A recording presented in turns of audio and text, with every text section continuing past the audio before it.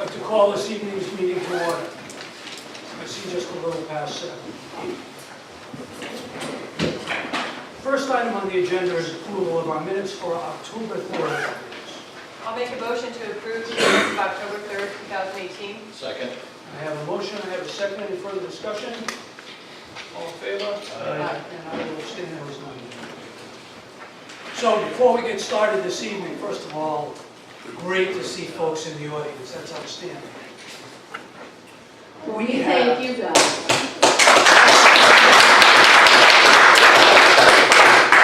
Excuse me, sir, can you please move the microphone a little closer to you? Thank you very much, sir. If you can't hear me, you'll let me know. Please, could you move it back a little?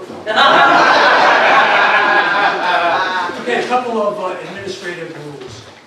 So, I've been advised that right now we're about 10 under our room capacity. So, I have a strategy. I really don't want to send everyone home this evening. So, if 10 more people walk in the door, I'm going to ask folks who are not actively involved with the application that's being heard to go stand outside. If you don't like that idea, we're all going to go home. So, can we agree that that's a good strategy?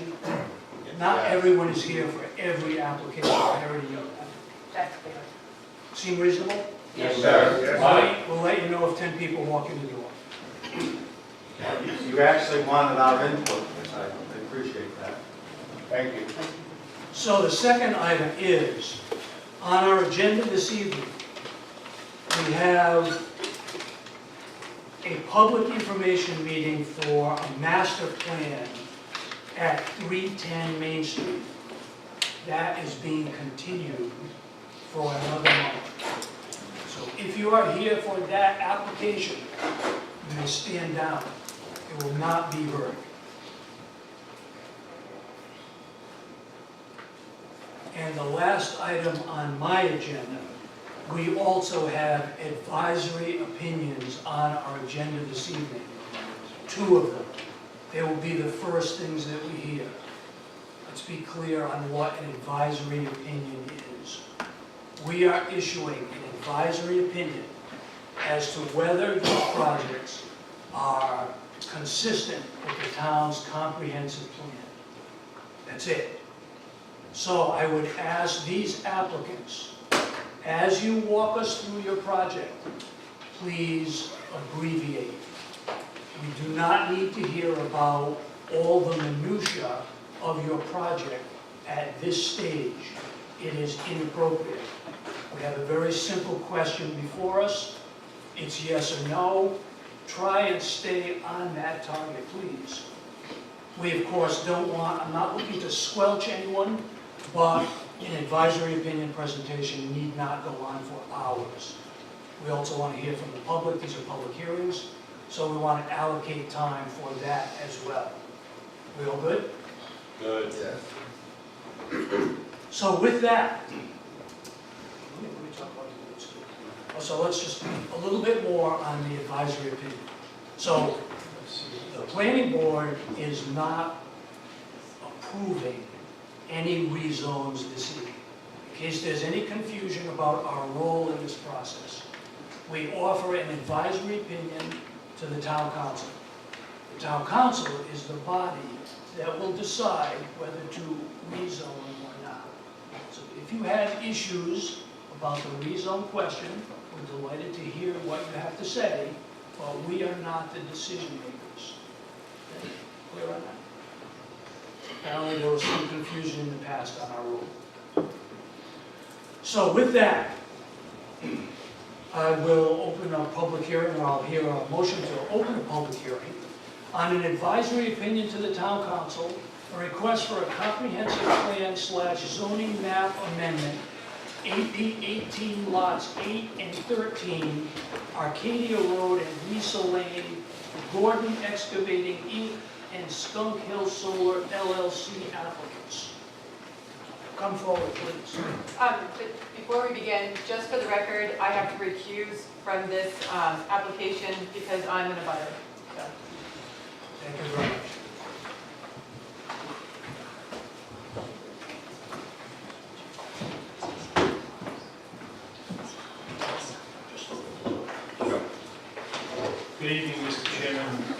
members of the planning board of the town of Hopkinton. My name is Robert Craven. I practice law at 7405 Post Road in the town of North Kingstown.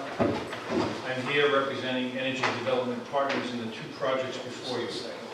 Before I proceed in substance with setting forth some testimony that will address the specific issue that the chair asked to be highlighted, both of these projects, both agenda item number 1 and agenda item number 2, are actually interconnected. I would be more than happy if the board sees fit and council agrees to present them both at the same time. Hold that thought. So do I have to go through the motion making process and get back to the second? No, just make it clear that the public hearing will cover it. Okay, so everybody in the room clear on what's being proposed here? Apparently there's a link between these two applications. The applicant's counsel is suggesting that he's going to present essentially both applications at the same time. Correct? Yes, that's correct.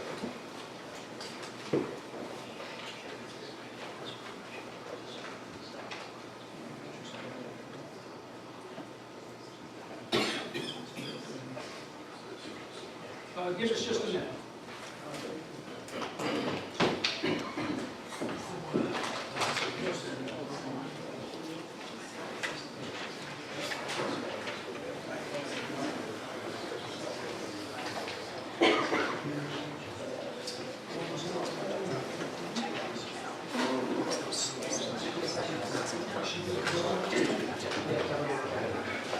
All right, give us a few minutes. We have a planning board member that has recused on one application, but would he not recuse on the second?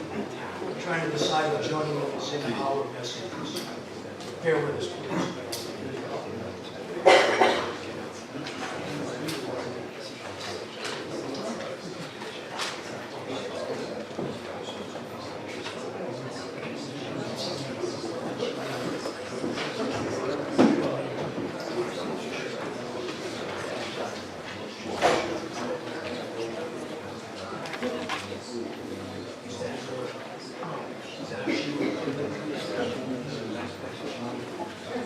Okay, so Amy would have recused from both applications. So there's no need for us to break them apart, and bringing them together is as much in our best interest as anyone else. So unless somebody has an objection to going forward under these new rules, I'm going to suggest that that's our direction. Okay. The first witness I'd like to present is Alan Benavides. He's the engineer on both projects. Alan, would you come forward?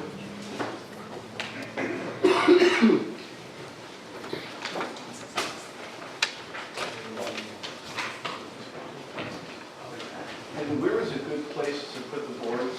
Let's make sure the audience can see some of this.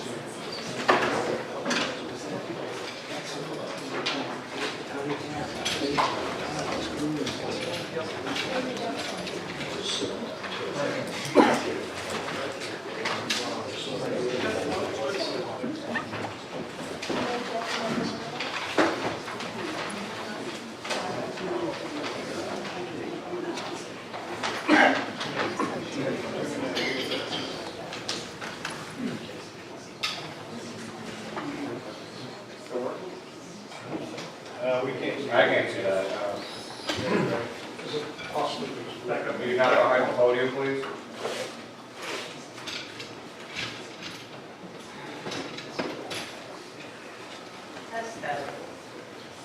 Everybody think that's reasonable? I don't appreciate it's a big room, small map. Right. If you can't see it, it's up to you to come forward and get a better view. Okay, I don't hear any objections. Go forward, please. Sure, you can do it now. Right here. Okay. Hi, my name is Alan Benavides. I'm from Woodard & Curran Engineering Company. Our office is in Providence, Rhode Island. What I'll do, I'll try to be respectful to the request to keep things brief. What I'm going to try to do is orient you to the both projects, give you a little bit of background about it. I'll kind of end there. Advisory opinion isn't really typically about the engineer, but I did want to kind of set the stage, and certainly if there's questions later, I'd be glad to ask them on the engineering side. I understand the difficulty of seeing a map far away, but I'll do my best to describe. to describe it. I'm Sherman People's Way. Do I need to see it, Mike? If I speak loudly? We need to capture something for the record. Okay. You're welcome to take one of these. You can turn that podium. Yeah, that would be great. Perfect. Great. This way I'll be at least out of people's way, so hopefully you can see it at least as best as you can from the distance. So this is the orientation of the site, and what we've done in anticipation, hopefully this is a better way to get through both of these, just to put this onto one plan so you can see the entirety of it rather than seeing them separately. So one of the projects is right here. This entity is about 1/3 of the overall size of the solar array. Skunk Hill Road is right here, and there's an access that would come down off of Skunk Hill Road to the first project, the Skunk Hill Solar. The second project is down in this area here, and you can see that there's a roadway coming in, it's coming over from Acadia. Those of you familiar with this area, this leads in here, and then we have the second array in here. So we've got these two arrays that are located on the site.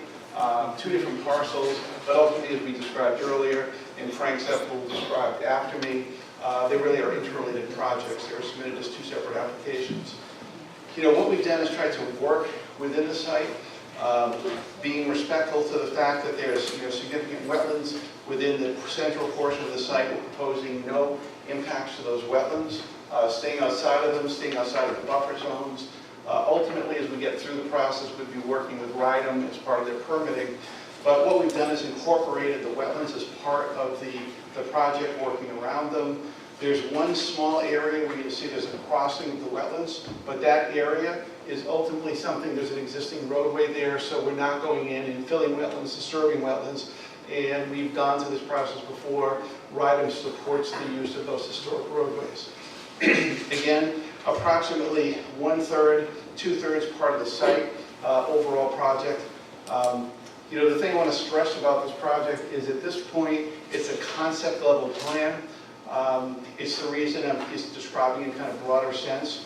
But what we do as we go through the process is really work with the communities to make sure that as much as we can blend the things that are important to the community into our design. A quick example is what we show as part of the plan is, in addition to keeping a no disturb zone around the entirety of the project, what we've got here is we show some buffering on the plans that we submitted that would be along Skunk Hill Road.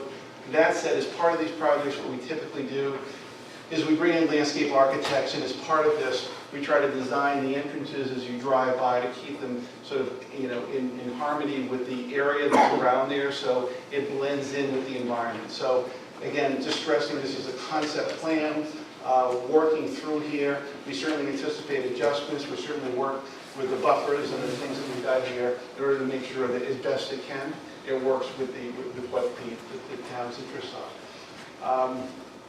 I think I'm going to leave it there. So I just wanted to orient the project overall, orient what we've got. We have a large area here. It'll stay as it means, no impacts to the wetlands. Impacts here where there's a couple of streams, that'll be untouched. So again, we tried to work with the environment to make sure it blended in so that it worked, both from a solar array, but also work with the layout of the land. So with that, I think that'll Frank. You ready, Frank?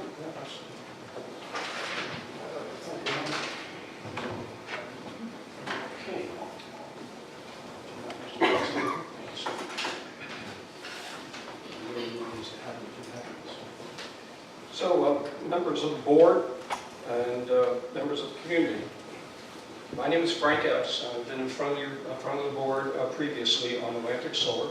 I'm from Energy Development Partners, and I'm a principal of the company. Right now, Energy Development Partners has 20 solar facilities in the state of Rhode Island. And in every single facility that we have in the state of Rhode Island, we work in trying to avoid controversy. We work with the community. And what you see here today is, as Mr. Benavides from Woodard and Curran has stated, is a concept plan. It is a concept plan on what the property can actually hold as a development for a solar facility. It does not, however, meet the requirements of a ordinance that the town is in the process of looking at, because we do not know what that ordinance is going to be at this particular point in time. But it would be our goal, as in all of our goals, to meet the requirements of the ordinance as the ordinance is going to be stated. And so that's, and I don't really have any hat trick, if you will, on solar, as I spoke about how we try to work with solar in taking technology and keeping technology to work with the land itself. In Atlantic Solar, I spoke about using a new way to orientate the solar panels in the east-west configuration, and we did that simply to minimize the use of the land. We haven't decided the best way to utilize this land yet, but in many respects, our key needs are to ensure that we're not impacting the wetlands in any way, shape, or form. So it's, again, it is a concept plan.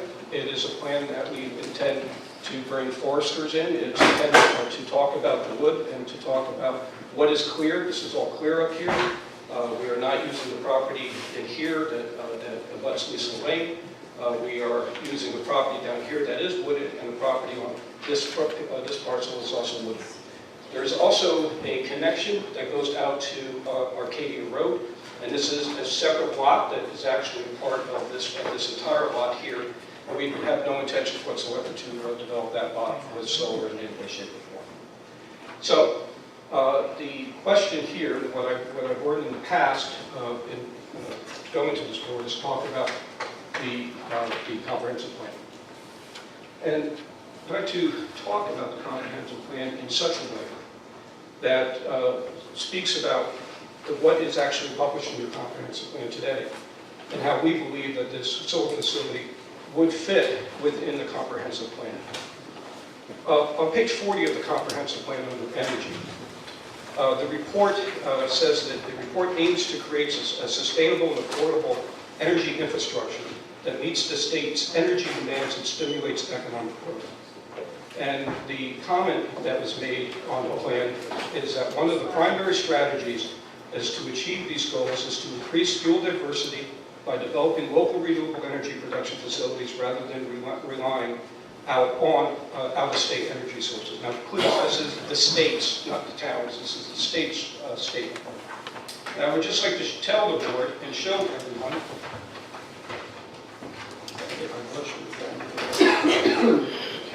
how this is actually working. And there's two things that the reason why this is actually working in New England as a whole. In July, excuse me for shaking a little, in August, published on August 21st, it was stated by the Utility Drive magazine, and I have copies of this for the board, that distributed solar saved ISO New England customers $20 million during the July heat wave in 1 week. This was the first week in July, and at that particular point in time, when everybody was using air conditioning and so on, at the peak time when solar is actually good for the utilities, it saved the ratepayers in all of ISO New England, which is all New England, $20 million for that one particular week. Now I have another report here that talks about what's actually happening with distributed solar in New England as a whole. It was actually one day in May that no fossil fuels, no fossil fuels in any way, shape, or form was used to provide electricity to all the ratepayers in New England. And now this was a Sunday. It was a day that there was no air conditioning being used, there was no heat being used, or so on. But then again, distributed solar was able to create all the electricity throughout New England on that one in particular day. So in many respects, what's happening with the state's goals throughout New England in Rhode Island actually does have a chance of happening in the state of Rhode Island. Lastly, I'd like to talk about the strategic energy plan by the town that's stated on page 41 of the comprehensive plan. It says that increased land use creates a need for growing transmission infrastructure to meet energy needs of expanding development. And although Hopkinton has remained rural, its energy demand has increased significantly in the past several decades, making it an energy essential component of the town's strategic planning process. And then it goes on to say the Hopkinton's energy plan will coincide with the state's goals as well as the town land use plan goals. And so therefore the plan starts discussing, the report discusses the concentration of development of planned neighborhoods, mixed-use villages, and others with conserving and maintaining open space. And it also talks about farmlands, and future development should be within the existing villages and strategic locations around Route 95 to minimize the need for expansive energy infrastructure. Now, clearly, the town has done a number of things in providing an ordinance for solar in commercial and industrial properties.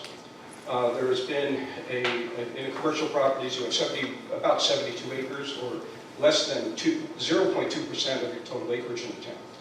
And in industrial, you've allowed solar for 111 acres, or again, 0.31% of the town. So, and the planning board at the time said that the challenge was going to be public awareness and support of climate change, energy efficiency, and renewable energy. So I would just go now back to my the last thing I said was that Hopkinton's energy plan will coincide with the state's goals as well as the town's land use plan goals. And I think the key here is, what is the town's land use plan goals? And if we take a look at the land use plan goals for the town, especially in the Hope Valley area where these projects exist, I think we'll find a tie-in between these projects, the energy idea for the comprehensive plan, and the energy land use. It basically says here that the state development, those areas was already set to service areas, to develop service areas that were serviced by infrastructure and utilities. And these infrastructure utilities include public water, sewer, as well as public transit. Now in Hopkinton, the state has designed the Hope Valley area as a USB area, or urban service boundary area. And that's key because there's a lot of development in that area, commercially and so on. But the town also has several concerns regarding increasing development within Hope Valley due to poor soils, high water table, failing septic systems. And additionally, water service to Hope Valley from the town of Richmond extends only to Spring Street.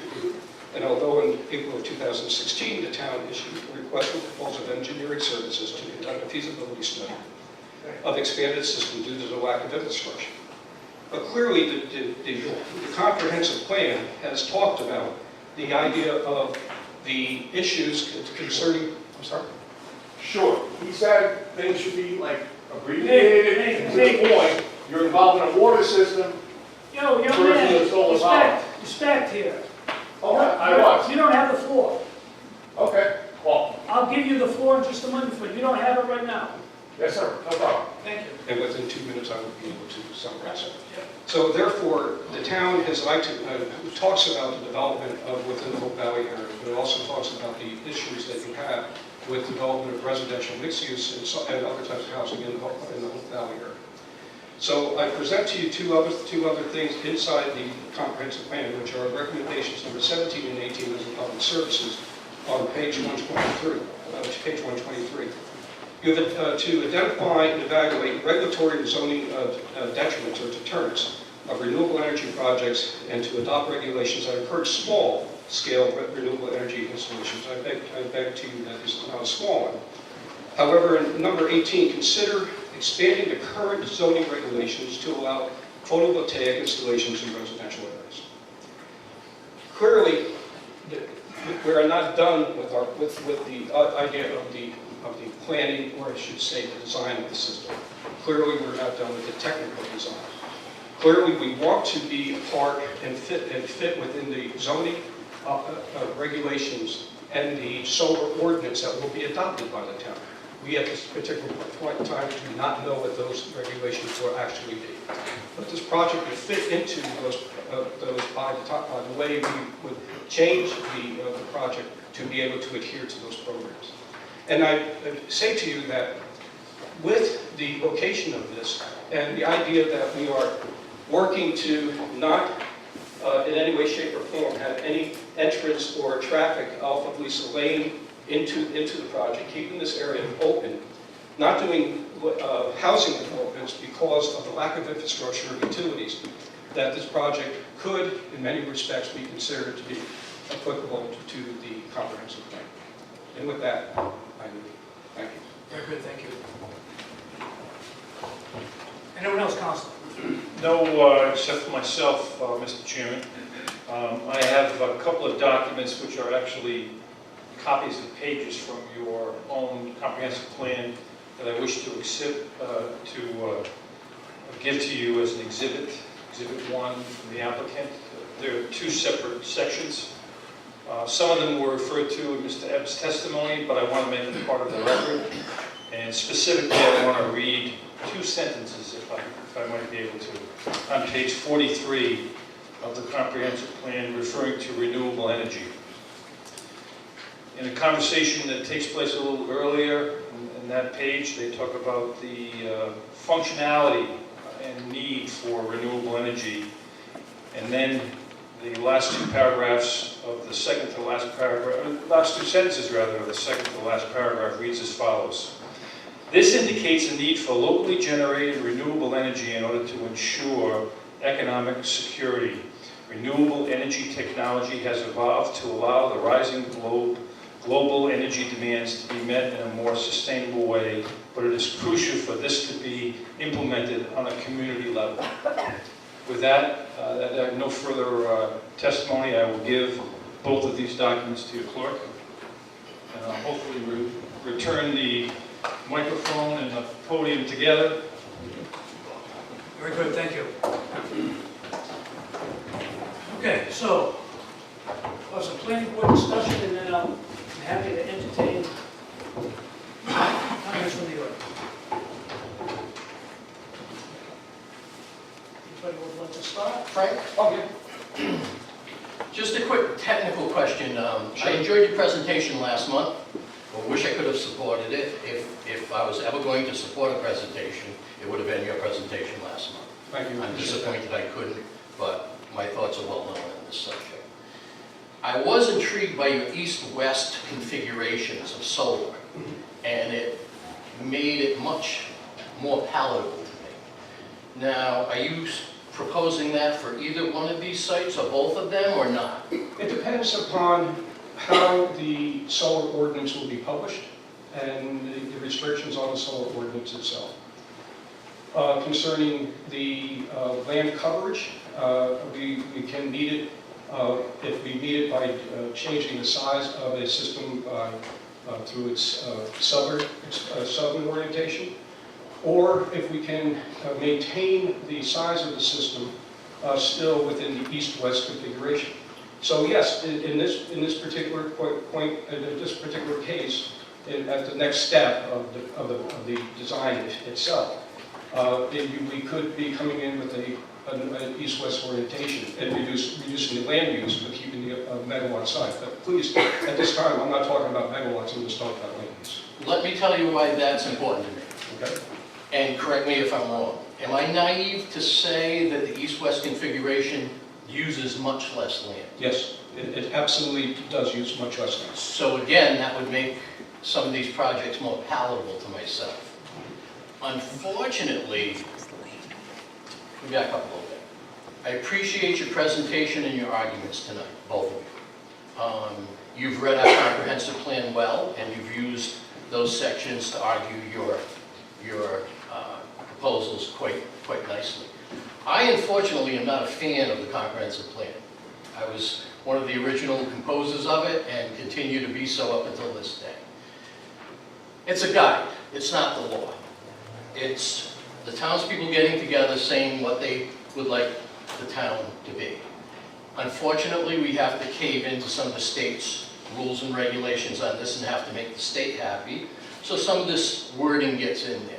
If you look at our comprehensive plan in an overall spectrum, it pretty much says we're a rural community and want to be that way. We understand there are costs associated with that, and we're willing to pay them, most of us.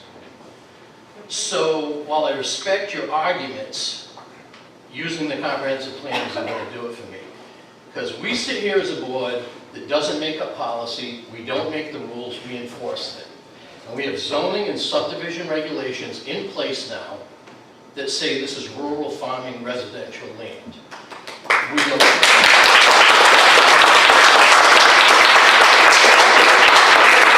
I'm not running for council, it's already over.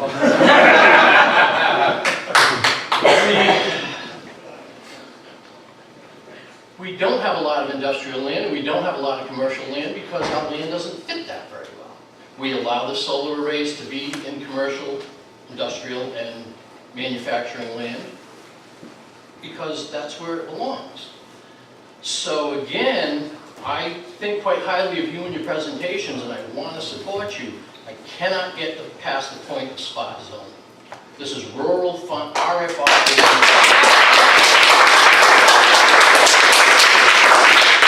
Which stands for rural farming residential. It's not made for industrial development.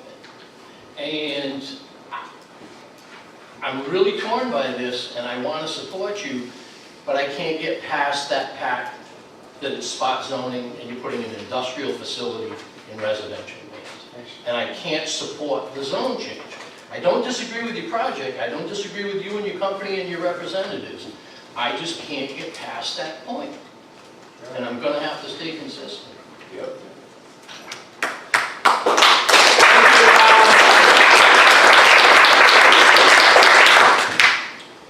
Other planning board members, anybody care to chime in? I'll just say I'm glad that you read this because, as you imagine, a lot of time went into putting that together. But just it's, I agree, it's just why there, why not anywhere else, and can you find a better place for it? And it just doesn't, it doesn't seem like the right spot.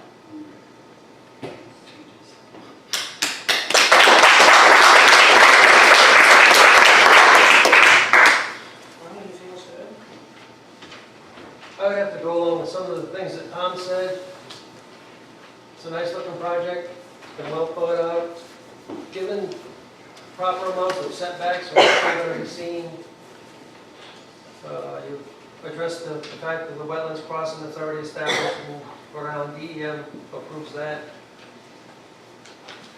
Right down to the nuts and bolts of the whole thing, not just the surrounding homes here. As a state, as a country, we need more energy. If they can be done in a way that's equitable for the town, for the developer, and for the state as a whole, I'm all for these things. There's other things that have to be met. People don't want to see them. That's understandable. They bought here for the rural community and whatnot. So, where I'm going with this is I'm on the fence. When you get down to your actual design, like Tom said, the east and west, and you agree with him, it takes up much less property, well, then I'm into it with both feet. But right now, you know, like I said, we need more energy. During high times, all the power plants around here are running at 100% and barely keeping up. So looking toward the future, and I'm not saying 20 years in the future, I'm talking next summer or whenever, it's going to get more. Everybody here has kids, they're going to have homes. We're going to need more energy. And in my opinion, solar is the least offensive energy producing system out there. I worked in power generation for 45 years. I've been in all of these plants in New England. So I'm not just, shooting from the hip and saying I like or I don't like. I've been there. So that's my feelings on the matter. Good, Ron, thank you. Well, I'm not on the fence at all. For me, it's pretty simple.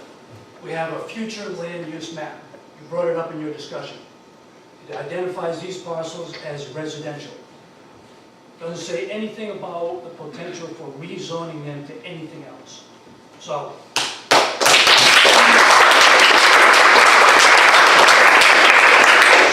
regardless of the merits of the project, hence my opening statements, I can't get beyond the fact that this property does not deserve to be rezoned.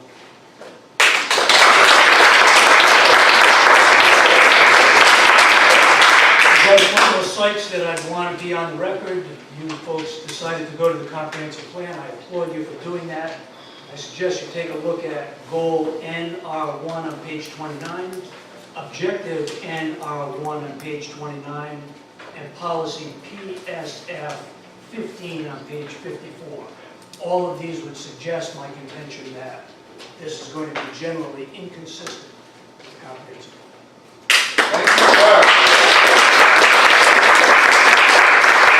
So that's what the planning board has to say. If there are members of the audience that would like to be heard, keep in mind, I'm going to issue the same cautions for you.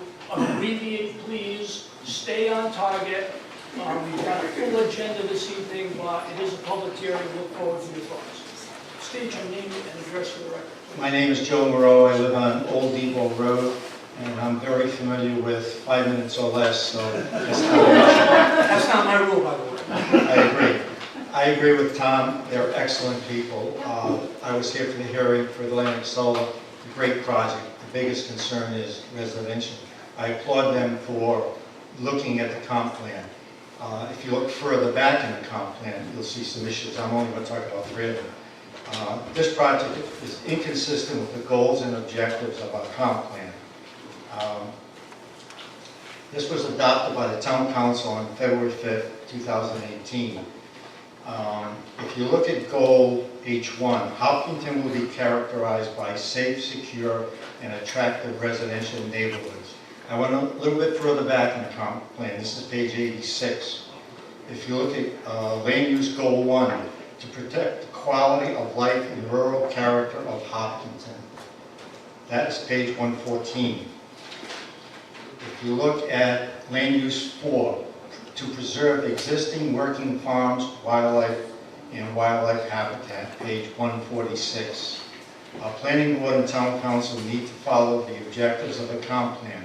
The residents provide their input based on surveys that the residents fill out. It doesn't matter if you have 1 acre or 1,000 acres in town.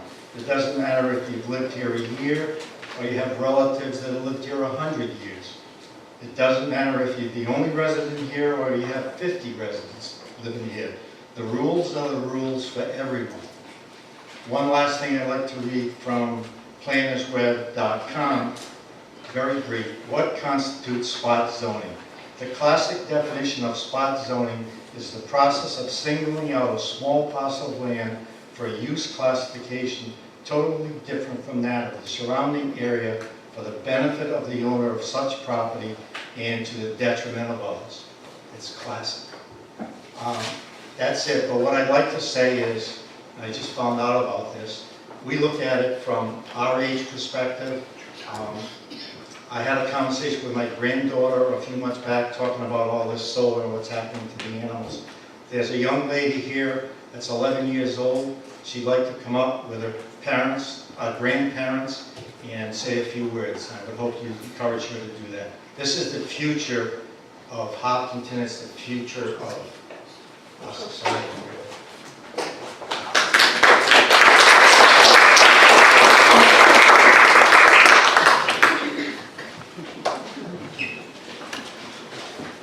Hold it, or you want to bring it down?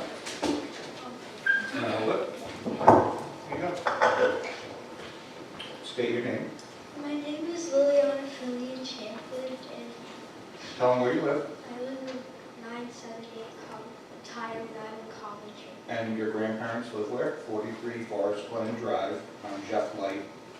And then my grandmother is Carolyn Light. Goodbye. Do you like animals? Well, I do, and I'm against destroying their homes. Animals were here before us, and if you install solar panels, there goes thousands of trees and animals that live where the trees are. Another thing is that all of the predators that live in those areas where their homes are getting destroyed, they are going to move, and then there goes all the other cute animals that live around. And then eventually, when all of the little animals die, which is the prey of all the predators, so little predators, so there will be no animals in Hopkinton. I also enjoy Hopkinton because it's beautiful down here, and it won't be beautiful if all of the land gets destroyed and gets replaced by solar panels.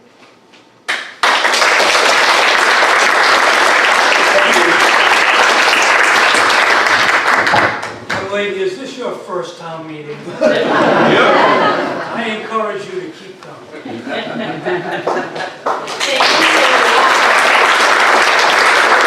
Any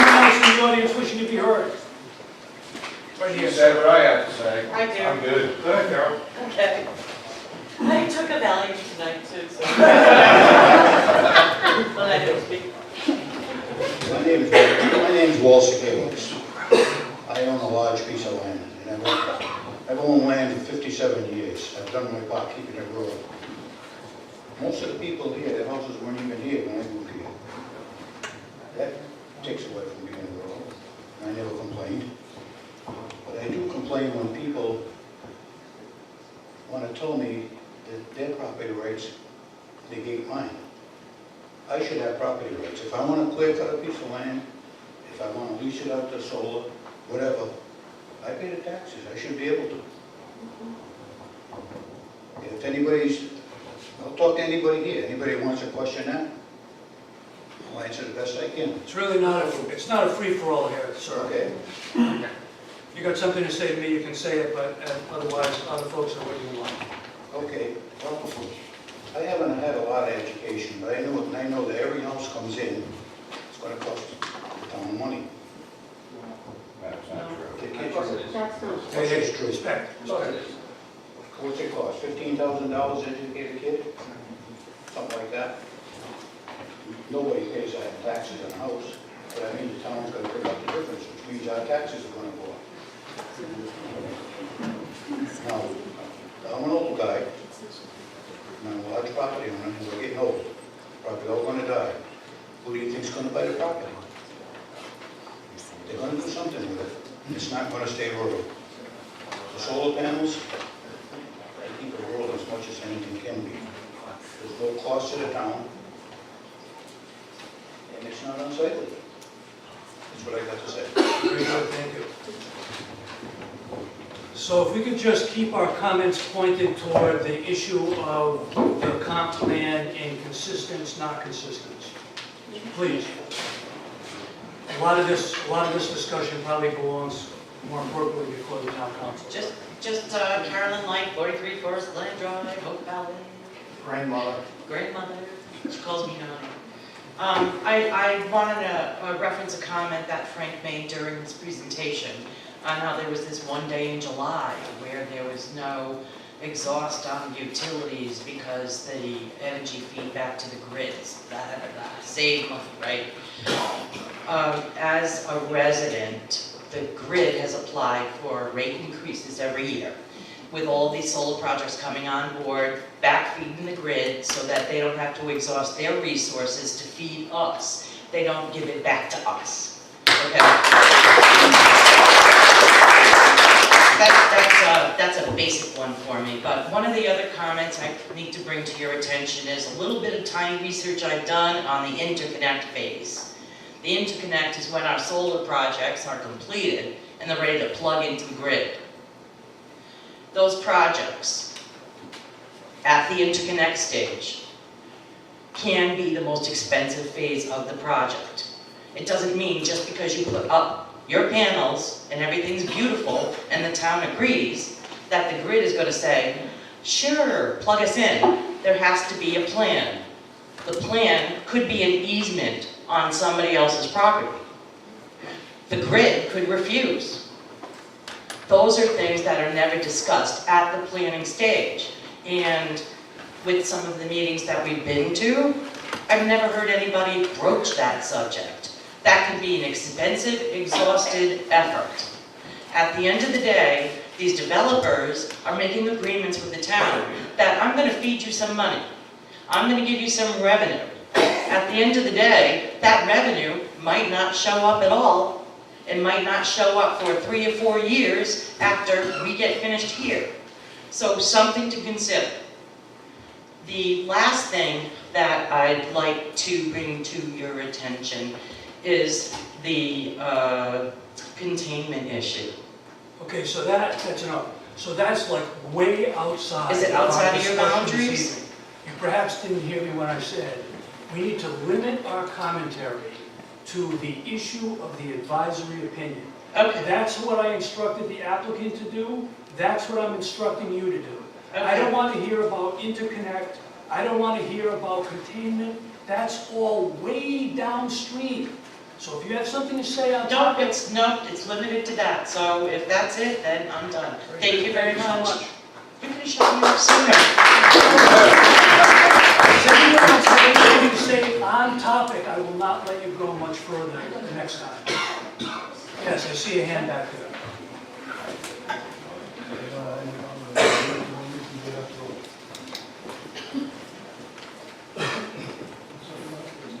Good evening, all. I'm Bruce Reynolds. I live 103 Maxon Hill Road. This plan I'm not familiar with, but I'm familiar with the plan that was going to be on top of Maxon Hill Road. A lot of issues with the aquifer being right there. I have bubbling springs right under the stone wall on my property. Let me interrupt, sir. This application, this is what we're talking about. Why did I get this tonight? I have no idea what you have in your hand. Notice? About the plan meeting, the master plan, solar array, on Maxon Hill Road, LLC. AP for lot 25. Is this not about that? No, That continued. Okay, well, confusing me, huh? not a problem. Okay, Not a problem. I still think it's a bad idea to come bring it over.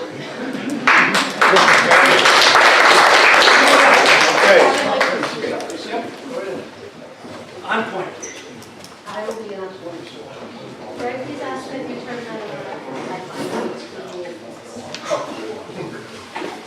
I would first like to, oh, it's Lauren Turner. I live at 5 Stonebridge Way, Hope Valley, Hopkinton. I have read the comprehensive plan 4 times. Also been on all the town websites. And I love how when you go on the website, there is a sign that says established in 1757, and that we are a rural community with recreation, wide open spaces, camping, and we encourage people to come here to enjoy our beautiful town. When I first moved here, I would drive home with my radio on, and I could not have been happier on my ride home to look at the beautiful trees. And I was so happy that I chose Hopkinton to be my home. Today I drive home and I cry. I happen to go by Bank Street, which now has a solar farm. If you drive further and you go down Arcadia, there is another solar farm. This would be on Skunk Hill Road, which again would be there. I also live very close to the Bushy Brook application and proposal, which will be the largest solar plant in all of New England, in our beautiful little town. When does this stop? How many are going to go in till there's nothing left? I don't want to drive home and cry, but you put all of these things in, all the animals and wildlife are going to be displaced. There are so many ramifications for this. I'm worried about my well. And the comprehensive plan tells me we are a rural town. This is no way in keeping with a rural town. And they don't belong here. I'm not against solar, but it belongs at Quonset or on rooftops or in places. And I am so offended by the fact that they will say they will plant plants that are in keeping with our town. That's like putting lipstick on a pig. That's solar farm. I'm sorry, I'm just so passionate about this issue, and I would really like to take one more second to thank this planning board and how thankful I am that you are here. You're our only hope.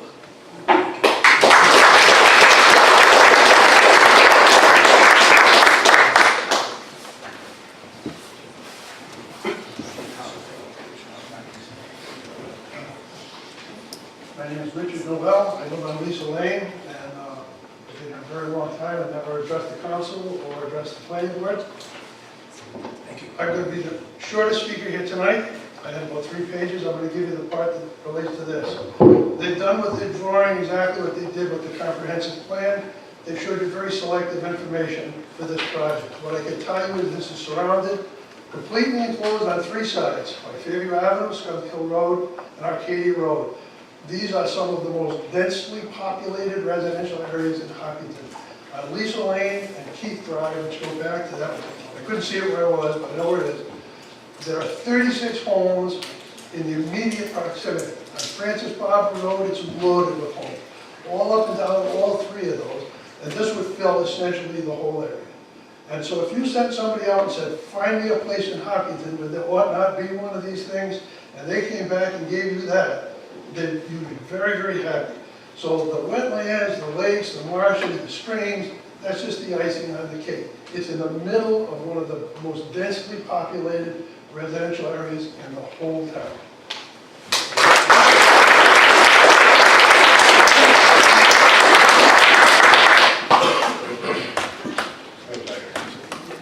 Hi, I'm Luann McCormick, and I also live on Lisa Lane. And actually, I'm going to talk specifically to the comprehensive plan. And I took a look and read some of the items, and the way, I may be misinterpreting how this, what this says, but when I look under, on page 43 of the Renewable Energy Act, it says that this indicates a need for locally generated renewable energy in order to ensure economic security. I'm interpreting that as for the town, not as a private generating power plant that then sells its power. I was looking at, that the town, like, would like to have solar panels that might feed the schools or feed, municipal buildings. It also says the town of Hopkinton can benefit from renewable energy generating technologies as a way to decrease long-term energy costs and increase the town's energy independence. Again, I'm interpreting that as the town may like to go ahead and have, small solar sites that would then offset town, power, pricing. And then on page 29, it says promote energy self-sufficiency using renewable energy and energy conservation. Again, for the town. So in my opinion, I'm looking at this as, apples and oranges. That what the comprehensive plan is talking about is specifically for the town's use. And what the other issues are, land sales, development of commercial utilities that are then resold on the secondary market to continue to generate money that has nothing to do with the independence goals that were set out in the comprehensive plan as far as having renewable energy. So anyway, thank you very much. Can we wrap up? We touched upon all the points. You got something to say, sir? Yeah. That's a question, mostly. As long as they're on point. Yep. My name's Dave Deaver. I live on Anna Drive, which abuts Lisa Lane. So I'm in that development, and I see a couple of abutters over here that live in the same neighborhood. So I have solar on my house, so I'm sort of with you. I'm sort of on the fence, so I really endorse solar in general. But because of the location, and I think the history, I've been there for 24 years now. I sort of think I understand why this particular set of parcels are being chosen for this site. It's because it couldn't be used for other things. So solar being fairly benign kind of usage, that's why the site is being chosen for this. But I agree with most of the other folks here that it seems very inappropriate because of where it is. It is surrounded by a bunch of homes that are pretty nice, and I worry about the access to the two access points that are mapped here. I also wonder about should I wonder about the EMF that's going to be generated by the high voltage that's created by a plant this size? And I'm also wondering about the longevity of it, what happens to it, after the quote 20 years or so. And the last thing I'm wondering about is there isn't very much talk about money. Who profits from this? I know the town will profit from this, but also the landowner will profit from it, and the folks that develop it will all profit from it. So I see this as a lot of talk about the comprehensive plan and how it should fit, but I don't hear a lot about who makes all the money and where it all goes. But I do know that it seems very inappropriate for the town to approve, or you guys to recommend one way or the other, that it should go within the vicinity of where we all live. Thanks.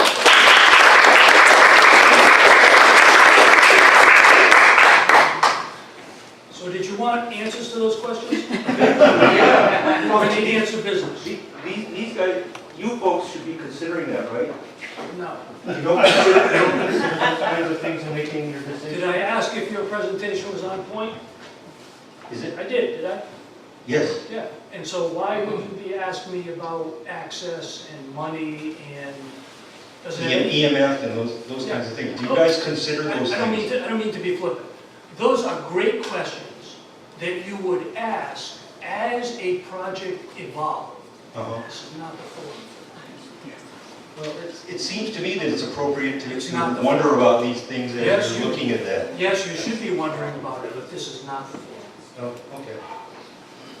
Excuse me, Anyone sir. else? How I'd would be you glad to help? help you after the meeting. Okay. We beat this up? We're good? I have one thing. Yes. I'd like to respond to Mr. Sakewicz a little bit. You'll find no one in this town that believes more in property owners' rights than myself. My family goes back generation after generation after generation, huge landowners as well, so I respect everything you said. When I acquired my property, I looked at it very carefully. I saw that it was RFR 80, I looked at all the zoning and understood that I could only do certain things per the laws and regulations of the state.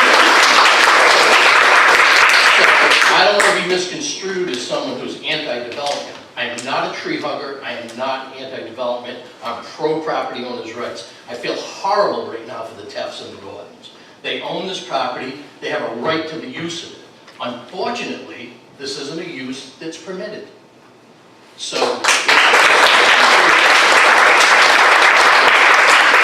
up to you at the appropriate times when these laws are looked at to come and have your property tried to be rezoned if you want to do something else with your property. But you can't buy a piece of rural farming residential land and then complain that you can't use it. You can use it in a number of different ways. You just can't use it for an industrial facility.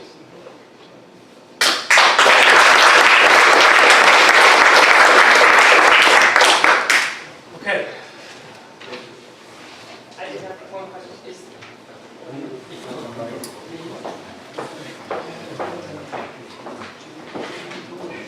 I did have one question. Is this Name, please. Danielle Worker, I live in Beverly Hills. Is this a point in time with the project development that an environmental impact assessment would be done, or would that be at another point? Long down. Way down the road. A good question. Are we done? Planning board, I'll entertain either further discussion or someone making a motion if they're so inclined.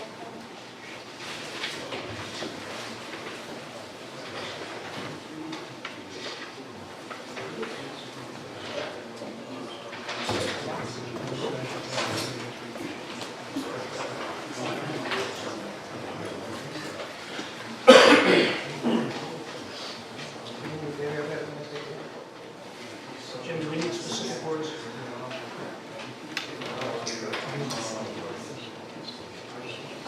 We have to just come up with language that addresses two facets of each one of those applications.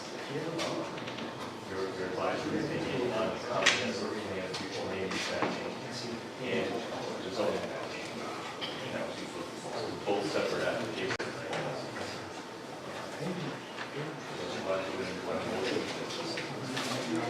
Two applications. Bear with us while we think this out. I'd like to suggest that could be a similar motion for each applications. It was okay to hear them, but when we actually act, I would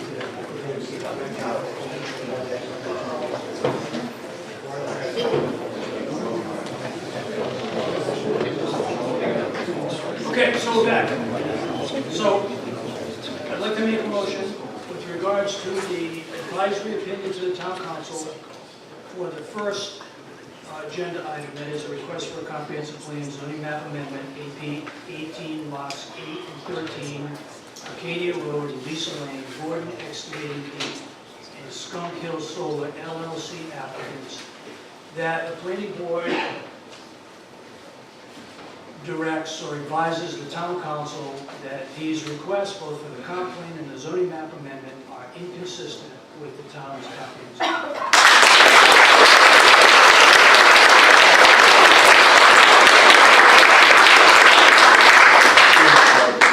You might want to cite those elements of the comp plan that you did earlier to support that. Okay, so please feel free to chime in, my colleagues. In support of that motion, I would direct the town council to goal NR1, page 29 of the comprehensive plan, objective NR1, page 29 of the comprehensive plan, and policy PSF 15, page 4 of the comprehensive plan. If anybody else has supporting one, page 15. Second. Motion, second, any further discussion? All in favor? Aye. Anyone opposed? Excellent.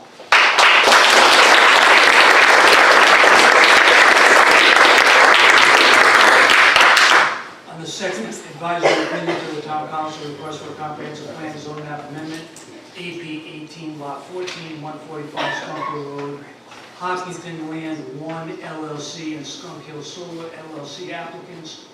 I would direct the town council that the planning board finds that the request for the comprehensive plan and the zoning map amendments for this particular application are also inconsistent with the town's comprehensive plan. And in support of that, I would direct them to goal NR1 on page 29, objective NR1 on page 29, and policy PSF 15 on page 54 of the town's comprehensive plan.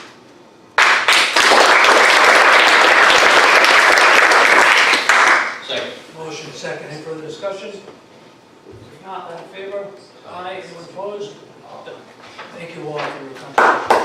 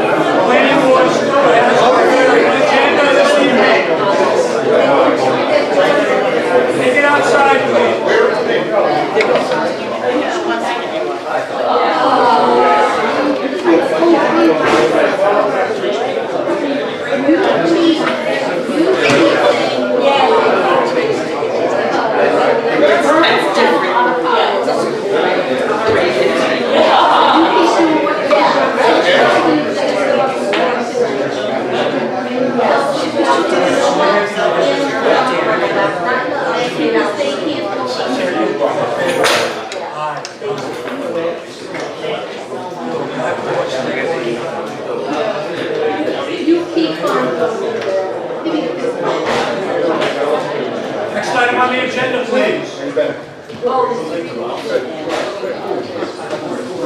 Sorry, just seeing what's going on.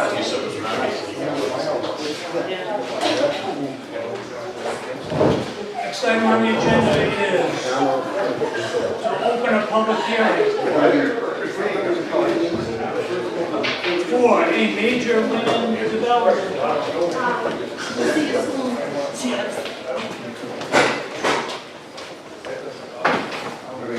Master and preliminary plan. Telecommunications tower, 1816, lot 38, 346 Spring Street, industrial tower and wireless LLC applicant. Come forward, sir.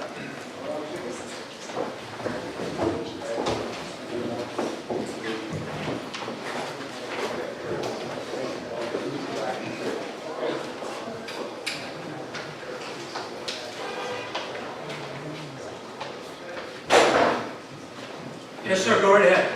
Good evening. My name is Kevin Delaney, and I'm the Engineering and Site Development Manager for Industrial Tower Wireless. With me tonight is Rick Bosi and Kurt Nunes, in-house surveyor and our other surveyor we hired to do this project. We are looking for a major land development subdivision approval for the construction of a 175-foot lattice-style tower at 346 Spring Street. The lot today is 18 plus or minus acres, and we're looking to subdivide 13.36 acres out of the lot. The property is identified on Town Assessor's Map as Plat 16, Lot 38, and it's in an R580 zone. Our proposed, I'll go through the site plan if that works. We're proposing,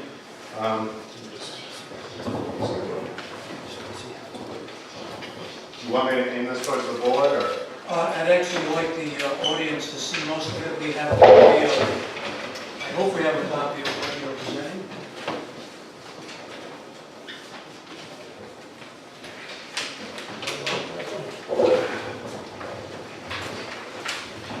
Okay, so we're proposing a driveway off of Spring Street, and it's approximately 530 plus feet to the site. The proposed tower itself is 597 feet from Spring Street.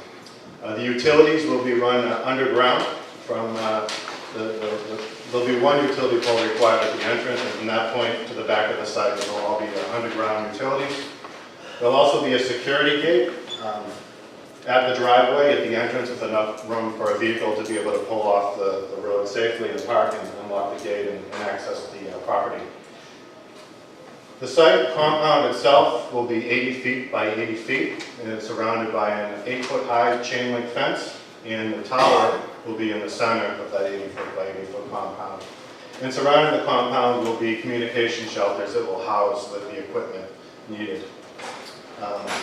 We also have the existing tree cut line here, as well as the proposed tree cutting line, and we are proposing to cut as little trees as possible in this project. We just want to build the site and leave everything else untouched. There'll also be a turnaround at the entrance to the 80 foot compound for vehicles to have access to and enter and be able to turn around.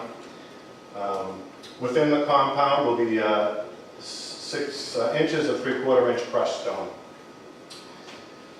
The project itself will probably take about 10 weeks from start to finish to build. And there's in your books, there's a schedule of what will take place and how long it will last. The tower is, again, it's a 175-foot style lattice tower. There will be no lights or red beacons on the top of the tower. We did receive FAA approval, and they said that the tower does not require any type of lighting. We've also received approvals from the Rhode Island DEM for the alteration permit, as well as the Rhode Island DOT for the physical alteration permit. Do you want me to go through the coverage analysis to show you exactly what the site will cover? I'm not sure if you're interested in just the site-specific information. I can go through the propagation studies and coverage studies if you would like. Why don't you keep, as your recommendation, keep your presentation as brief as possible. If planning board members of the audience need to dig in, we can get to that at that time. Okay. Thank you. Sure. With that, I mean, that's pretty much the site itself. I mean, if there's specific questions for our engineers, we'd be happy to answer anything else for you. Excellent, thank you so much. Planning board, questions, thoughts, comments? Could you explain the DEM? It was why you needed that? Just bear with me one second.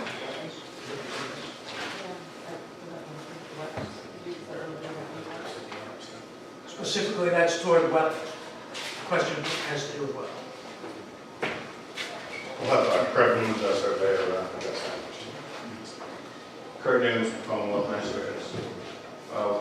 What was the question you? He mentioned that the fact that you were getting approvals from DEM. Yes, in the southwestern corner of the site, there's a stream that runs down and underneath Spring Street. So DEM got involved because of we wanted to make sure that we had the correct buffer from that stream to the proposed driveway. That's the limits of the DEM involved. So it was just for the driveway, not for any part of the pad or anything like that? No. Okay. Planning board, anything else? Well, I'll jump off of that one. My problem with this from the beginning was the rules and regulations that we have to follow in creating a lot. Now, somebody correct me if I'm wrong, I'm gonna talk out loud here, so if I'm saying something incorrectly. I don't have a problem with the project whatsoever. I have a problem with creating an illegal lot, and I think that's what's happening here, because you guys have chosen not to go get a site suitability. And let me tell you why. We have rules and regulations in our development plans and in our zoning laws that say to create a lot, you have to have permanent and legal access to a street. You have that. You have to have 225 foot of frontage on a road. You have that. You have to have at least 2 acres. You have that. But it also says, and correct me if I'm wrong, that you have to prove that it can support a septic design, an ISDS system. Now, I understand that you're not building a house here, so I'm not trying to pick on you guys specifically. But you build this tower, and in 15, 20, 25 years, they're obsolete, you take it down, you go away. Somebody buys this lot. We've created an illegal lot. No? I think we have a remedy for that. Well, yeah, we can do a deed restriction, we can put a stamp on a plan somewhere, but none of us are going to be here in 25 years. And the bottom line is, you know, this is going to be decommissioned at some point in time. You're going to have a decommissioning bond, correct? Yes. You know, it might not be in my lifetime, might not be in your lifetime, but it's going to be in somebody's lifetime. Then this lot's going to be sold. And the obvious, I mean, again, you know, you've already, not so I don't sound inconsistent, but you've already gotten permission through special use permits to be able to do this here. So I'm concerned with us creating a lot that we wouldn't create for someone else. Interesting question.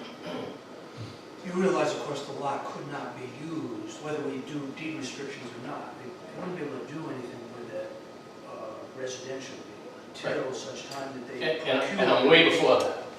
I'm way before the rules and regulations say we cannot create an illegal lot. In other words, if they didn't have permanent and accessible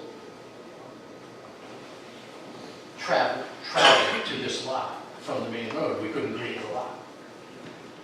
If they didn't have 225 feet, they'd have to go get a special use, a variance. But I saw no place in any of our regulations that said we have the power to waive the ISDS site suitability thing. And I understand we can pass this with a note that says, oh, next door slob that buys this, don't forget you don't really own a buildable lot. We're not supposed to create unbuildable lots. I think we have. Well, I'm not saying you haven't. I'm saying I mean, because we've done this a couple of times, and you've been at the party then too. You know, and so I don't remember that. Guys, I'm not picking on you, by the way. But we have allowed subdivision of lots without that in place. I don't think so. I disagree. Yeah. Here's the difference.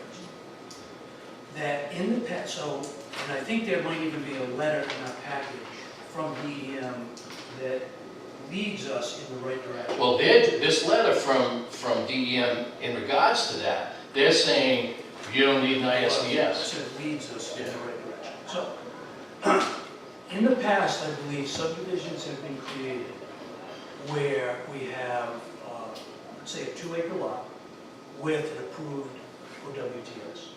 Then we have a larger remainder lot, which, according to the current DEM regulations, does not require an OWTS. That's why I say, correct me if I'm wrong, that's news to me. Requires test holes, requires a soil evaluation satisfactory to DEM, proving that the lot could be used for an OWTS design. But everyone is coming to the table now recognizing that doing an OWTS design on a 20-acre remaining parcel or a 40-acre remaining parcel is not really doing anyone any favors. Didn't say it was. It could be here, it could be there, so they're kind of rethinking that strategy. And So what we have to do now is decide whether we want to fall in line with that thinking, or do we want to adhere to our regulation and we don't accept anything until we either have subdivision suitability or, the current regulation would say, 2 OWTS designs, 1 on each of the lots. then you're saying if someone comes in with less than the required frontage, we can Not quite close the our same. eyes to that? Not quite the same. How about the accessibility, the permanent and... Not quite the same. Okay. I don't agree. I would be saying that we should have seen soil valves on that lot. Or test holes. Well, same thing. I don't see that anywhere. So that's where I disagree with Mr. Frazier's letter. I don't really care what DEM says that we can or can't do. But in terms of creating the lot, I would have thought at the very least, please correct me if I'm missing it, there should have been soil valves on the 13-acre lot. I don't know if that would appease you or not. That's what I would have done. Guys, I'm not trying to pick on you. I'm good with this. I just am not comfortable going against our regulations. It's a valid point. So what would you have them do? OWTS on the 13-acre lot? I thought that's what we sent them away with a year ago when they were here. No, maybe not. I don't know. Maybe not. I know I brought that concern up. I don't think we talked about that a year ago, 'cause How do we do an OWTS when there's no flow? Not saying, Regulations say I'm there's just no saying flow. the rules are there. I would say in the past when we had this large lot, I agree with Al, we haven't done that. In the past, when we created a lot and we had, Okay. so, Good or bad? we're gonna get, I mean, I know that we have it, so. Sounds like we're gonna have policy. It's a little bit of a stunt. And applicants know what they have to do. In the meantime, how do we want to guide this plan? You guys do whatever you want. Mr. Constance, regulation. Other planning board members, care to chime in?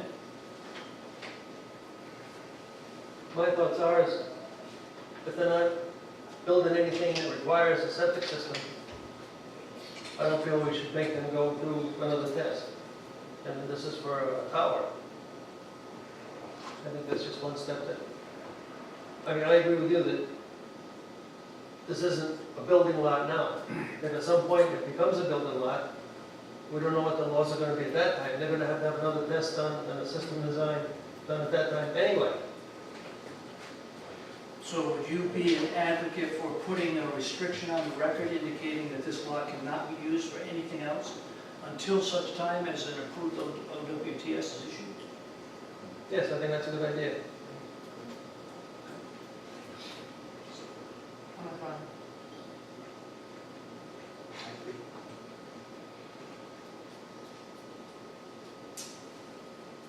So now I've got me to jam.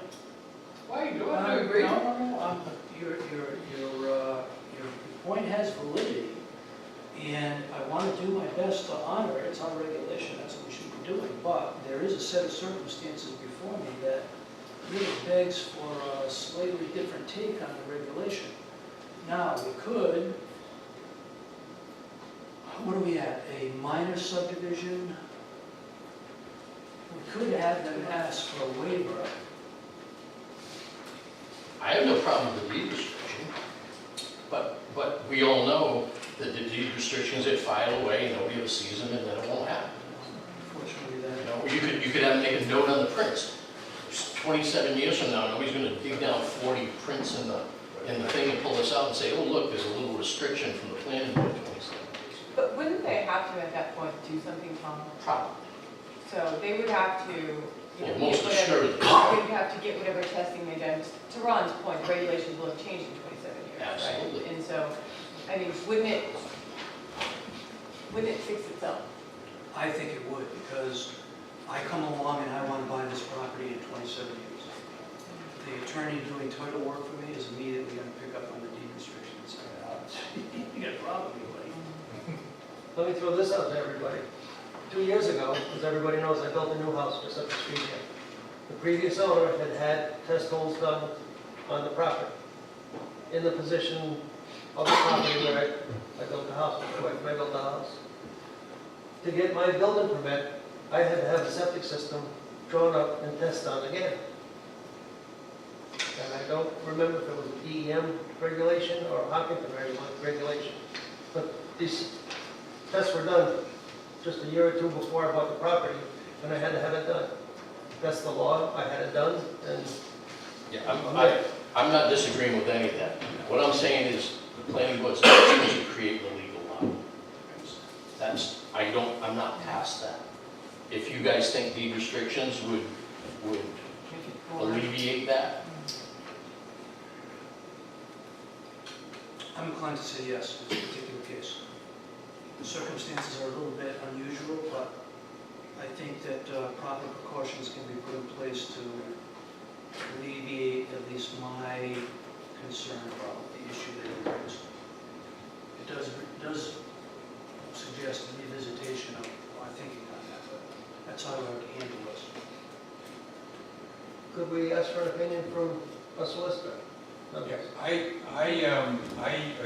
agree with the idea of putting a deed restriction that would be recorded in the land evidence records, and to make that a condition should the board be inclined to approve this, to make it subject to that condition. Because that alleviates the problem. 25 years from now, we won't all be around. Any title searcher, whether the property's being acquired or even just financing, would find that restriction and give an opinion that this can't be done without the wastewater treatment requirements being adhered to. So I also think there's a competing doctrine in the law about not requiring wasteful things that have no practical value. And I think that's something that is well within this board's discretion to consider. In this case, under the circumstances, I think adequate protection is there if the condition is put forth to have a recorded restriction along the lines recommended by the town planner in his memo to us. So I think it's fine, and that's not to take away from Mr. Holberg's point, but I think sometimes technology and peculiar situations like this property presents certainly allow for serving the intent and purpose of it without necessarily complying with the letter of the law. One size does not fit all, in other words, and I'm suggesting this is one of those. So I think that's the planner's recommendation, which has been articulated by members of the board tonight, would be fine.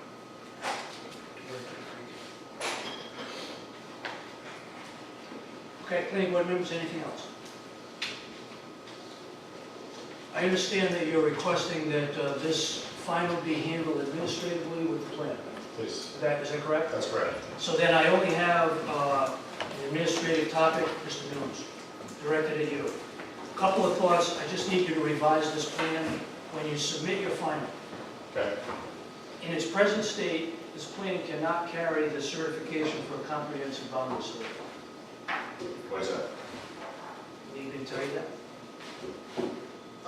Yeah, I'd like to know what your opinion is. Yep. So, comprehensive boundary survey, by definition, has 70% of its corners monumented, or 40%. You can either reclassify it as limited, or you can go back and set the monumentation. Okay. Additionally, your certification carries a date of January 2016. That date needs to be November 25th, 2015. It's a small point, but you and I know that it's important. Okay. If you could take care of those things at the final, I would be pleased. We'll do that. Excellent, thank you. Other than that, I have nothing else. If there's nothing else on the planning board, is there anyone in the audience that wishes to be heard on this application this evening? Yes, sir.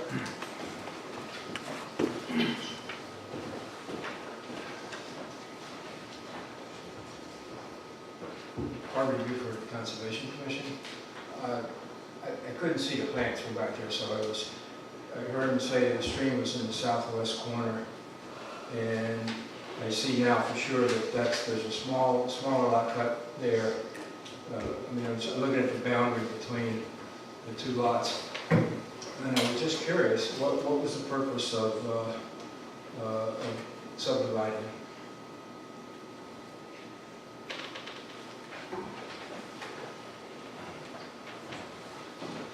As a company policy, we try to purchase all the properties that we have towers on so we can control the buffering, we can control the property itself.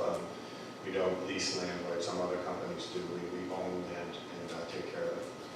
It's typical of just company policy. I'm sorry, is there a house on the smaller domain? Yes. Oh, yeah, there's an existing I house. couldn't see that, that's what I didn't understand. Thank you. Anyone else in the audience this evening? I see none. Planning board. Do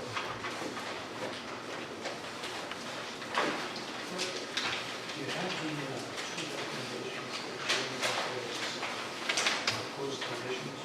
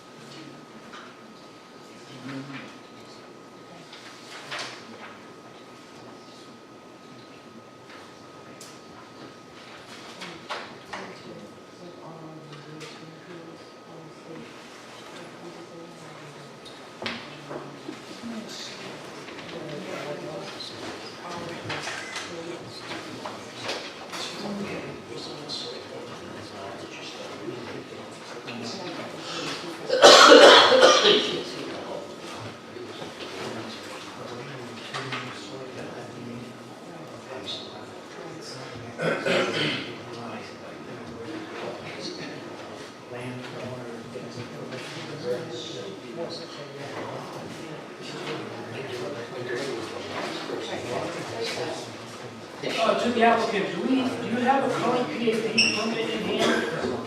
I believe it's in the package. Sorry, I may have overlooked it. Could you direct me to the tab?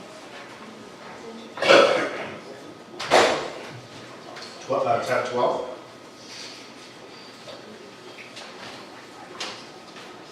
Sorry, thank you. You're welcome.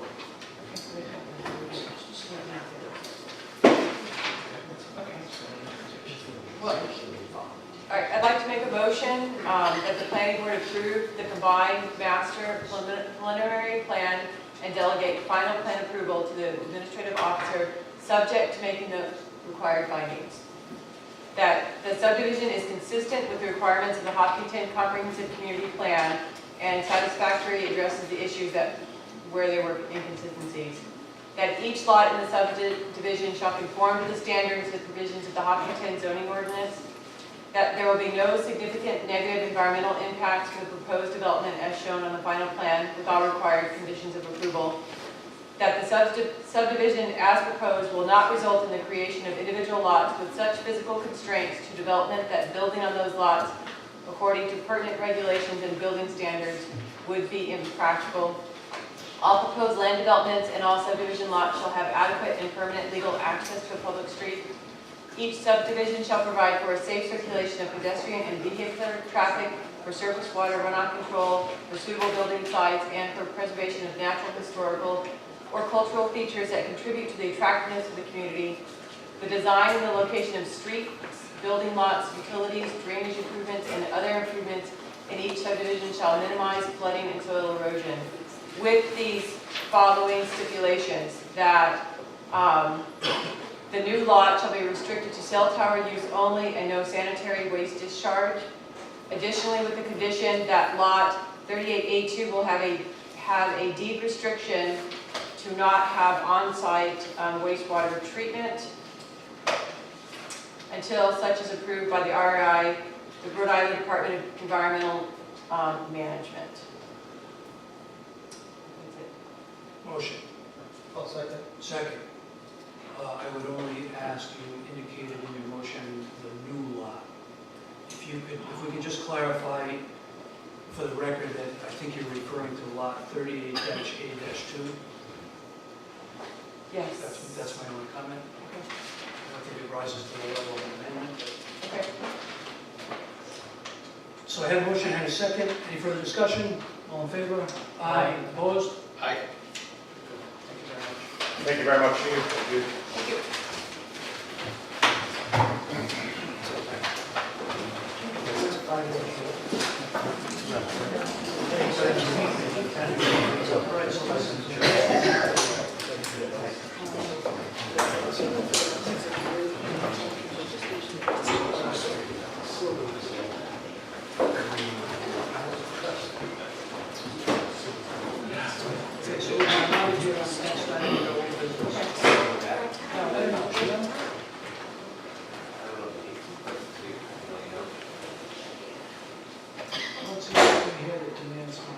I'm coming with you.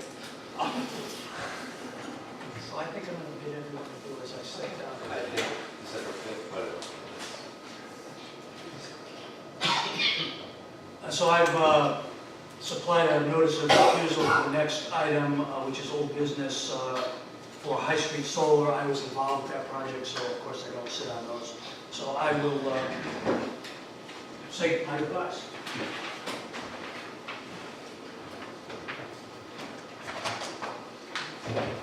Okay, ladies and gentlemen, carry on.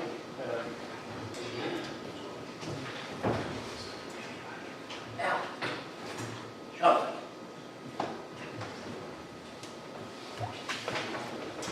So the next item is old business, amendment to the approved plan of a photovoltaic solar energy system, AP4 Lot 2. It's 95 High Street Solar LLC is our applicant.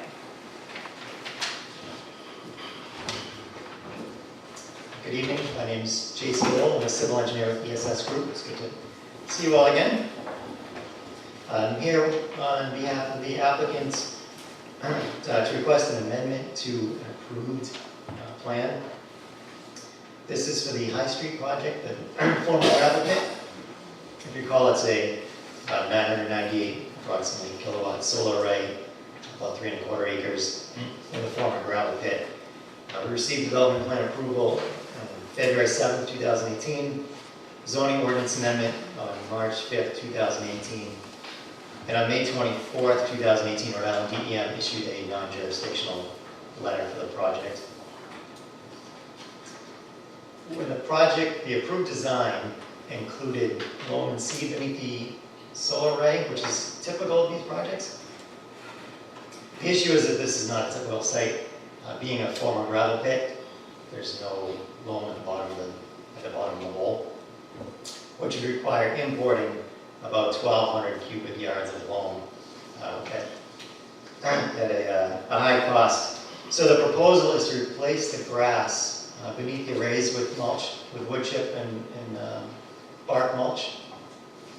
It wouldn't have any effect really on the design of the project.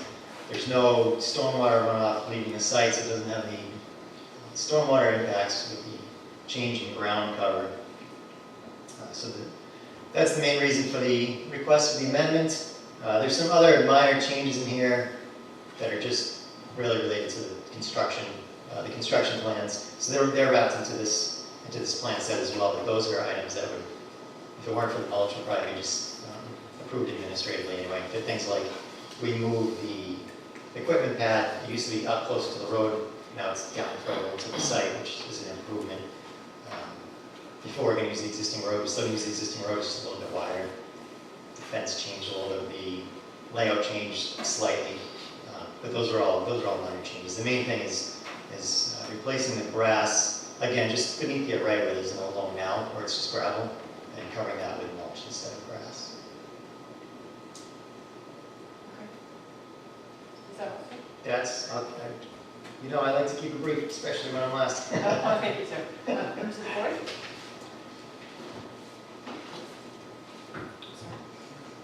I read that it's pretty common to do these things. And the only thing that I would ask is the fire chief would have input on this. I have no problem with the mulch. I think it's a good idea. It doesn't have to be mowed. Once it's done, it's pretty much self-sufficient. And then keep the dust down from blowing on the panels and whatever else. The only people or animals that's going to be displaced are the kids that go there and ride dirt bikes. But there's not that many of them anymore either, so they will find a place to ride. So, those are my thoughts on that. I too want to hear from Ronnie. Is the fire chief second? Oh, great, okay. One little concern, I mean, mulch disintegrates over the years. Is this part of the 25-year plan to go back and remulch it every 2, 4, 6, 8, 12 years, whatever? I mean, if you mulch it now and in 2 or 3 years, it's going to be dust, and it'll be gravel under it. Yeah, that's a good point. And then the dust will come back. We do have there's an operation and maintenance plan for the site that includes vegetative management, and you bring up a good point, so if you wanted to make that as a condition, we update that operation and maintenance plan. Well, I wouldn't know how often it needs to be updated. No, I'm saying that the operation and maintenance plan now addresses, you know, No, I understand mowing that. and all that. We should add to that, adding mulch if it becomes, you know, less than 2 inches, or if there's bare soil exposed or something. If we're going to let you do it at all. Right, exactly, yes. Yeah, there was a peer review, I assume you have a peer review in our response. And each of those items we've addressed. The one that we haven't been able to address was the fire department, so I'm glad he's here today.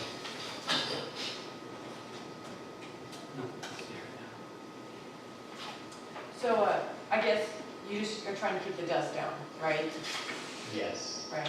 Yeah. So whether or not it's mulch or rocks or whatever, we're gonna hear from the fire chief if the mulch is fine, so. Do you know what do they do on Bank Street?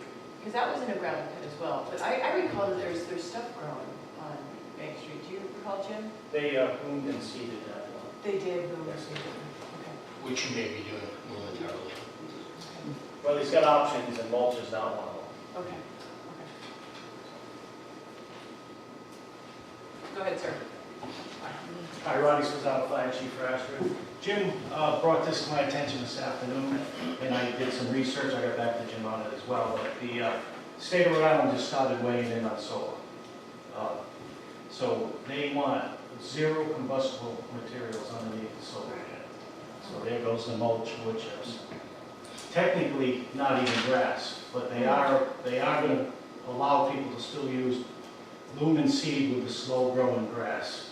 It's a special mixture that we can get the details for. Oh, I think we will need that, yeah, okay. But, so talking with my fire marshal today, we would also allow gravel. You know, they have to keep the weeds under control, which would be part of their management plan. Or they could do crushed stone as well. Same thing, they have to control the weeds, because the weeds are combustible.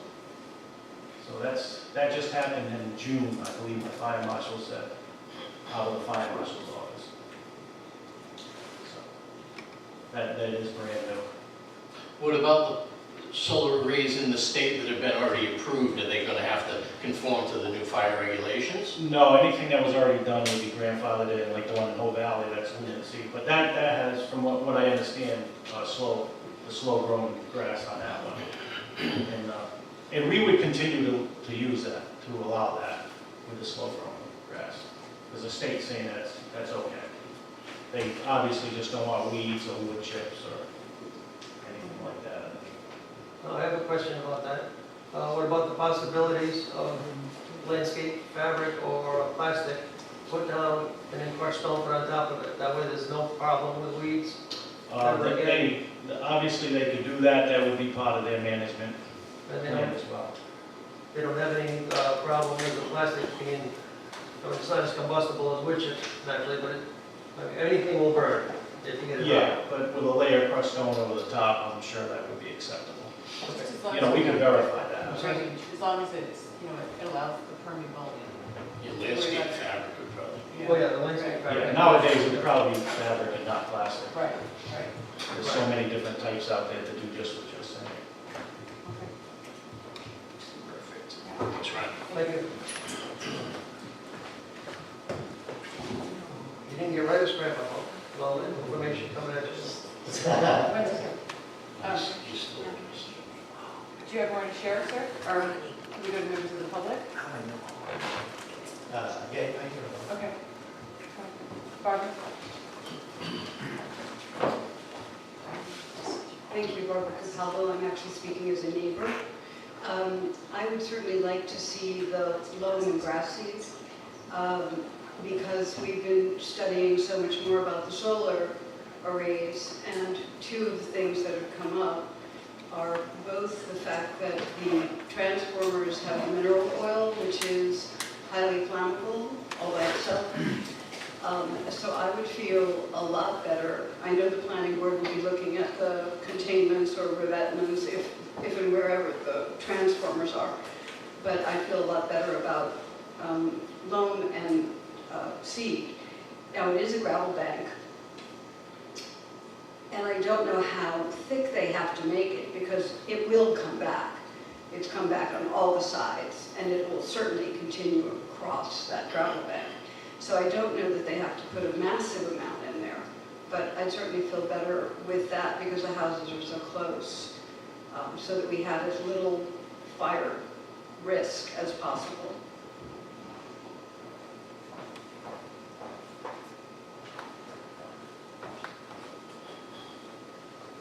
Pardon?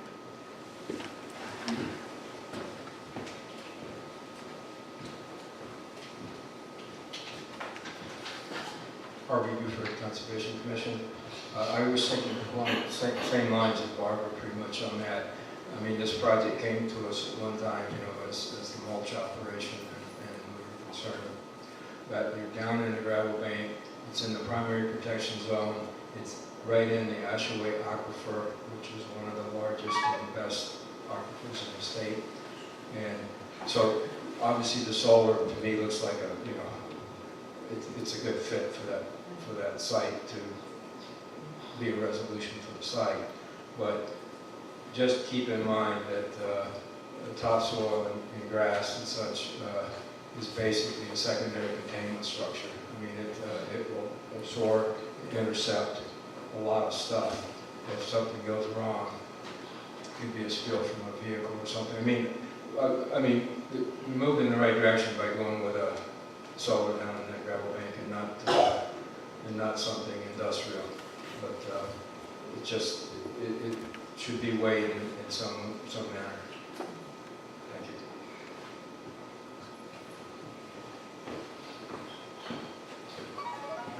Anyone else?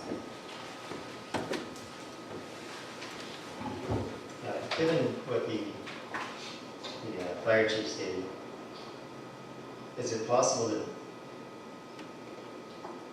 maybe have an open-ended option?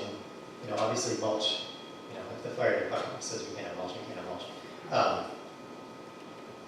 But he listed a lot of options. So rather than have to come back again, I don't know if it's possible to amend it to use a ground cover that is suitable to the fire department. How does it Whether it stand? be the crushed stone or How does your approval stand right now? What does it say? I can't remember. It's loam and it's, seed. right, it's loam and seed right now is the approved design. Go for it. Loam and seed. You got your approval. We have that already. What we're asking is, there's other options, right? There's crushed stone, gravel or fabric. So we'd like a chance to review those options instead of the loam and seed, if that's acceptable. We just don't want to be stuck to having to import that 1,200 cubic yards of loam if there are other options. Well, you didn't realize For the this fire department. during the whole process? What you were gonna do? You knew it was a gravel bank. Not you personally, the project. Yes. We didn't, at the time, realize that it was going to be such a large expense to bring that much. Well. you can. Sorry. Well, I would say that, you know, we approved the loam and the seed. If you want to come back before us again with another plan, that's okay. If you want to say, if you want to do the gravel, but I think what I'm hearing from our board is that I'm not sure that we would look favorably on the gravel even. Is that what I'm hearing?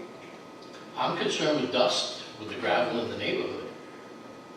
Well, the gravel would be a crushed stone, right, so there wouldn't be a lot of dust. It'd be larger rocks, it's not gravel. I thought you meant what was existing now, you just wanted to level it off. No, and that, I mean, that was, to be honest with you, that was the first thought, right? Can we just leave it?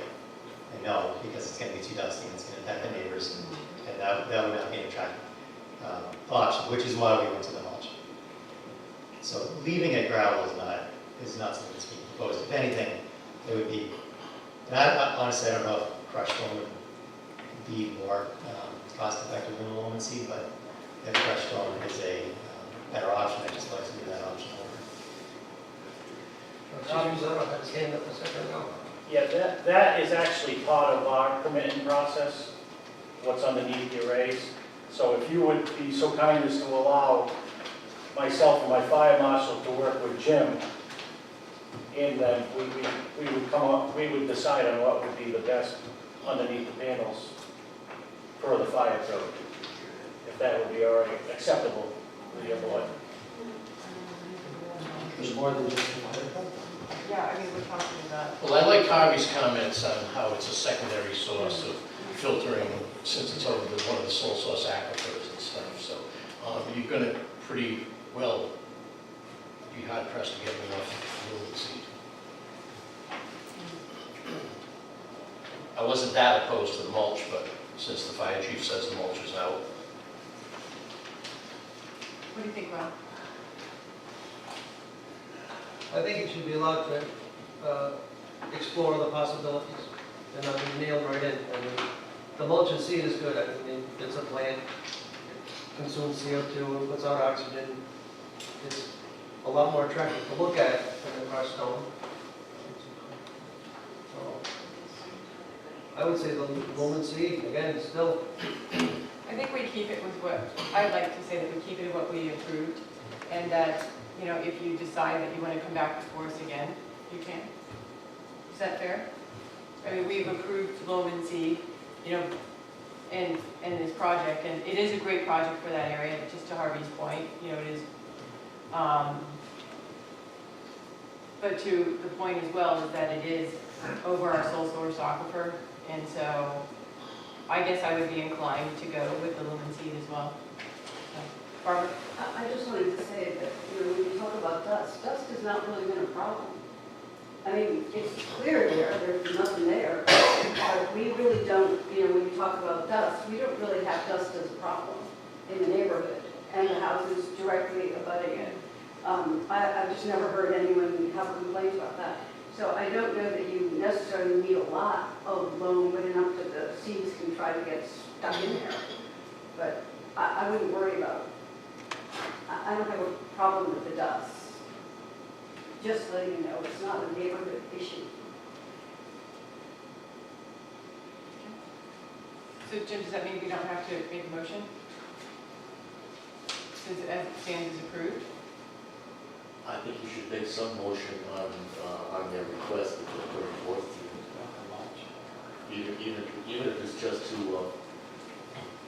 reaffirm the original decision, I think you should.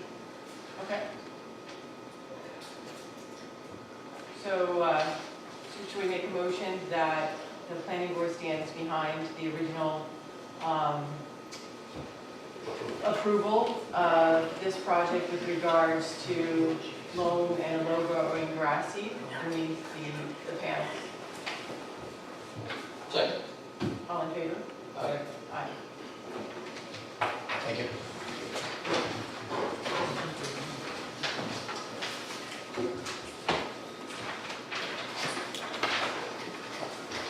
So new business, there is none. Our solicitor's report, Kevin? None. Our planner's report, Jim? Correspondence and updates? All right, public comment. Yes. Barbara had her hand up first.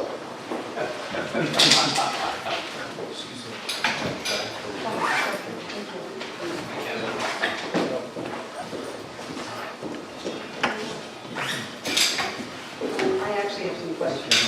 Okay. And this has to do with the comp plan and the very first response project. Okay. They actually all dovetail together on this, and I didn't want to ask at that time. This is comment. You were just going to wait for Al to leave, and he's going to cut you off. That's how we go right now, Barbara. I have two things, a couple of things on the comp plan. First of all, why haven't we addressed, or maybe the planning board could suggest to the council that we just amend the comp plan? We could either remove renewable energy entirely, because it's only a couple of sentences, whether the state agrees to it or not, to be honest. Or, what one of the other ladies has said, is make it more specific about the energy can only be for the town specifically. And we are rezoning this as commercial, and it's not. It's industrial utility. I don't know if we have a manufacturing zone that perhaps that would be more appropriate than commercial, because it's not. So that had to do with comp plan. I just don't know if we can just look at the comp plan, look at the spaces where we had to add renewable energy for the state this last time. We didn't have it before. So why can't we look at it again, tighten it, or get rid of it? And just say our town is not interested in renewable energy until there are more projects done, until more information is out, until more research is done. You know, something that's generic. Because we could amend it. We can amend the comp plan anytime we want. So that's my comment. And then I had a question on those two parcels for Skunk Hill. Does the interconnect between the two parcels, is that going to create a single lot on Skunk Hill instead of two? I just don't know. I just wondered if you knew the answer to that. They're still two different, even if, because they said they're being interconnected. I don't know, they made two motions, I assumed that they were separate. So they're going to keep it separate? I don't know. Okay. They're separate as of now. They didn't bring it up whether or not it would be lumped into one property. They were treated as two separate properties through this part of the process. With an interconnect between, yeah. Okay, all right, that was my question on the comp plan. All right, thank you, Barbara. Okay.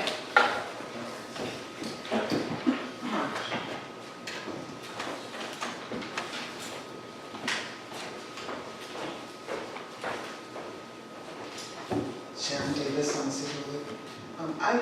I'm learning, and I just don't understand, for example, that last thing. What's the difference between the loam and seed and wood chips? It seems like everything burns, so I don't know why you think one is better than the other. The fire marshal said so. So, to me,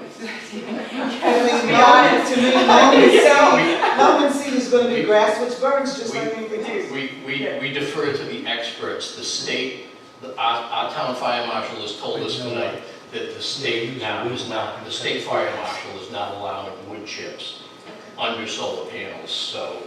No, that, I didn't. We were here, I know, we're here to interpret the rules and the laws. We don't make that, you know? So when he said that, we were willing to listen to it until then. He said no flammable things underneath the Well, panels. they consider loam and slow-growing grass as the most non-flammable. But it burns. It still burns. Steel burns if you It get burns. hot. Okay. It stops. It burns and stops. It doesn't go anywhere. And then there's the other thing is, how often does a town create its comprehensive plan? I have a feeling that we're, 4 years out to be able to do anything different.